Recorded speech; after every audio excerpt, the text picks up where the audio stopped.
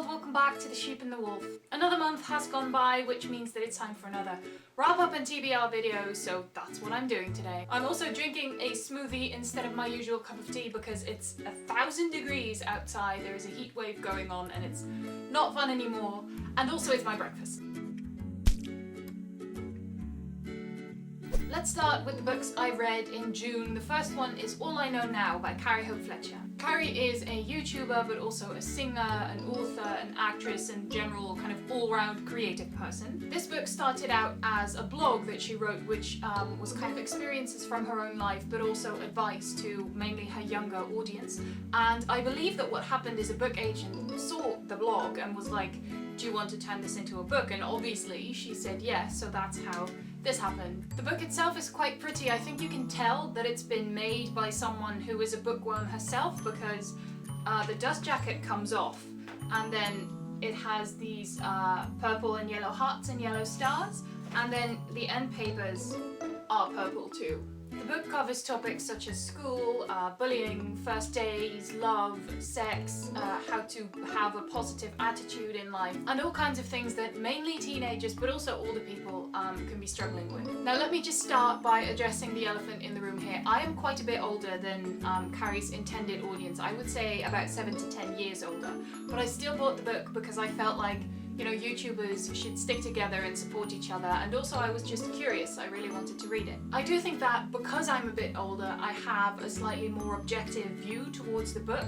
I can see why so many of these issues are relevant to other people, but they don't really apply to me anymore. Obviously, there are some things in there that are universal, but most of it is really aimed at people who are still in high school. Unfortunately, I didn't like the book that much. I can see why it would be useful to some people, and there are some nice things in there that I like underlined and marked and stuff, but overall, the more I started, you know, getting into it, the more I started to get annoyed by certain things. It was just one of those things where, you know, once you start noticing something and it starts bugging you, you can't ignore it anymore. That's also why I won't go into the specifics about the stuff that annoyed me, because once I tell you, you won't be able to unsee it. And I don't want to have that on my conscience for people who, you know, might enjoy the book or think they might enjoy the book in the future. If you do want to go into it more in depth, we can definitely talk about it down below, so just, you know, leave me a comment and I will happily have a discussion with you. I ended up rating this book 2 out of 5 stars on Goodreads, which doesn't necessarily mean, I just want to be clear about this, that I hated it. I'm planning to do a separate video about my star rating system because I feel like I surprise people a lot of the time with my reviews, so I just want to clarify that. But yeah, so 2 out of 5 stars. Next, I finally finished Beloved by Toni Morrison. This book took me forever. I'm glad that I persevered and I'm happy to have read it, but I do feel like I missed a lot of detail. I don't know if it was the language or because I'm not overly familiar with the historical context, but it kind of felt like back in high school when we had to read a German book, and there was this headache-inducing feeling of understanding the majority of it, but knowing that you didn't quite got everything. But it's a very compelling read, and I do definitely recommend it to anyone who hasn't read it yet. I'm also interested in rewatching the film, which I saw a long time ago when I was probably too young to really know what the hell was happening. But now that I actually have a clue what the story is about, I would like to rewatch it and see what I think. I rated Beloved 4 out of 5 stars on Goodreads. The next book I read is Animal Farm by George Orwell. I'd already read this a long time ago, back when I was maybe 14 or 15, but I recently bought this gorgeous edition and I really wanted to reread it anyway, so I figured this would be the perfect occasion. The book is about this farm where the animals kind of organize an uprising and they chase away the farmer, Mr. Jones, and they take over. Initially, everything seems to be going great, but gradually more and more discrepancies start coming to light. Now, obviously, this story is an allegory of the Russian Revolution, and some of the characters actually represent actual historical people from that time. Although historical, you know, when this book was written, the Russian Revolution had only happened like 25 years ago, so, but they're historical to us now. I rated this book 5 out of 5 stars on Goodreads, and I just want to, I'm not someone who tells people what to read and goes like, you have to read this, otherwise I will, I don't know, look down on you.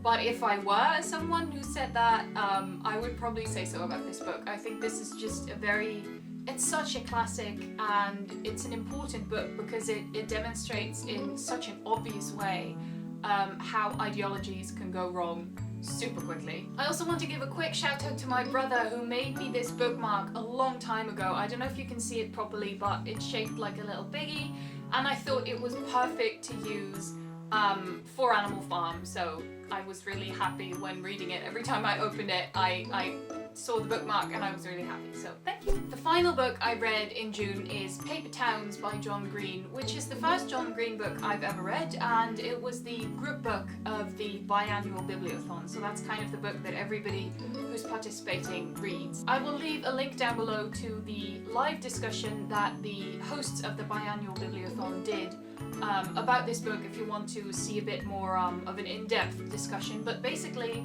the book is about Quentin, or Q, whose neighbour Margot suddenly shows up in his room in the middle of the night and takes him on an epic quest of revenge and adventure. But then the next morning she has disappeared, and she doesn't show up for graduation or anything, so Quentin and his friends kind of investigate. I rated this book 3 out of 5 stars on Goodreads, which again doesn't mean that it's a bad book or anything, and if I could have given it 3.5 stars I probably would have, but it's just, you know, I enjoyed it, but it's not really, it didn't rock my world or anything, and I think, again, I'm not really the intended audience of this book, which is fine. I'm happy to have read it, so yeah. There is a film adaptation coming out in a couple of weeks, and I definitely want to go and see that, and maybe at some point I will also do a book to film review, although you know, this is a pretty popular book, so I think that booktube coverage is going to be sorted, you know, whether I contribute to that or not. So those were all the books that I read in June. Now let's move on to the books I'm planning to read in July. I'm already currently reading 2 books, the first one of which is this one, The Accidental Marathon by Lucy Hawking, which I got from a little free library near my house. As far as I can tell, it's supposed to be kind of a light-hearted comedy book, but I haven't really been able to get into it. I've only read a couple of chapters, but I feel like every chapter is sort of a random occurrence, and I don't really see a storyline forming just yet, but you know, it might still happen. And I've already decided that if I really don't like it, I can always kind of, you know, take it back to the little free library or pass it on to someone else who might enjoy it more. The next book that I'm already currently reading is this Russian fairy tales monstrosity that's been lying on my bedside table for months now. I did start reading it and I'm slowly working my way through it, but it's quite a chunky book. It has over 650 pages, and most of the fairy tales that are actually in here are really short stories of maybe a page and a half, so it's not like you can really make good progress. I must admit that so far I'm not massively enjoying it. Most of the fairy tales are quite odd in the sense that they don't really have an ending. It's like this whole story is,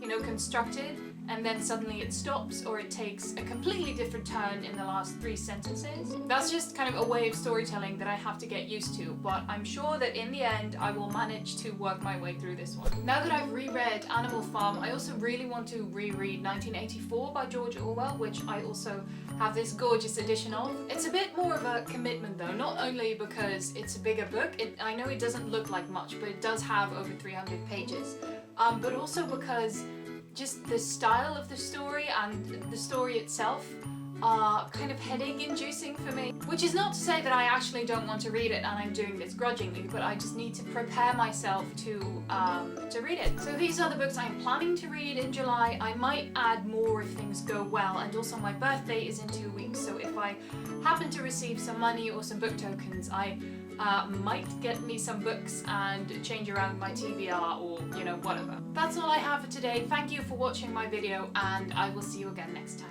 Bye!